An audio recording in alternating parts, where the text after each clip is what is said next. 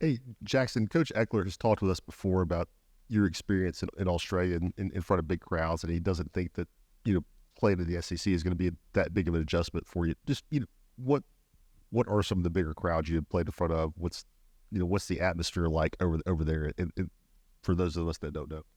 Yeah, Australia gets some big crowds. I mean, our grand final, which is like your Super Bowl, gets about 100,000.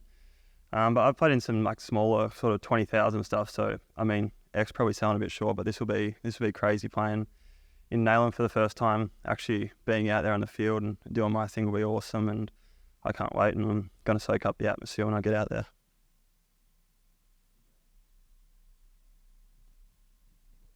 Going off of that, coach also said that you could be the best athlete on the team, had a lot of high praise for you. To hear that, what does that mean to you? And how much more comfortable do you feel going into this season than when you came here last, just with this system and also, I guess, just life in America in general? Yeah, I'm really confident now going into this season. I think being here last season, just sort of taking a back seat was huge for me to learn about the game, understand the sort of punt.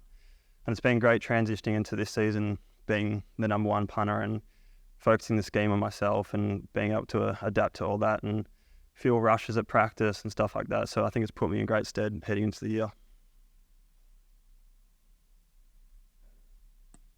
Coach Egler also said you had one of the best arms on the team behind Joe Nico and Coach Heupel. Do you believe that's the case, or? Somewhat. I think I'm better than Coach Heupel at his age now. I'm still in my prime, I think. Probably don't have the distance Joe does, but yeah, I'll back myself with that in that game. Ryan, are you in position to be the holder for kicks? And if you are, have you had any prior experience doing that before getting to Tennessee? And just kind of how has that transition gone? Yeah, I've been holding a lot through spring and fall camp.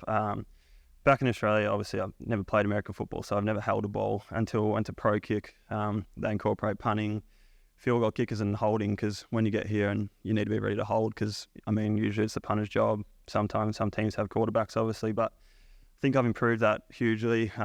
Kicking with holding for Charles and just doing reps is all you can do really with that. And he knows how I'm going to hold the ball, and I know how he wants me to hold the ball. So I think we've got a great bond now with snappers and all that. And the more reps, as I said, the better I become.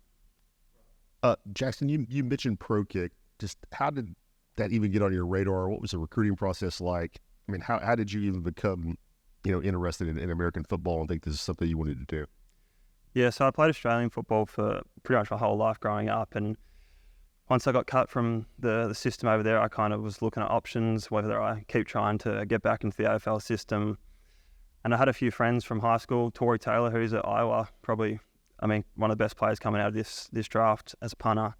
And he said, I've got the quality of my leg to at least try coming over. It's an awesome pathway for kids in Australia to do something, get an education over here and that. So he put me onto them. I went down and practiced with them a few times, and they said they'd be happy to take me on. And obviously landing at Tennessee is if when I first joined Pro Kick, I wouldn't have thought I'd be at Tennessee in the SEC.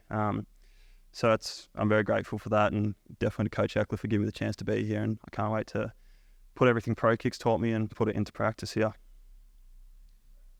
Knowing the ball and how much of that goes into being a good punter for you, and how much of an adjustment was it moving from Australian rules to American football with the ball?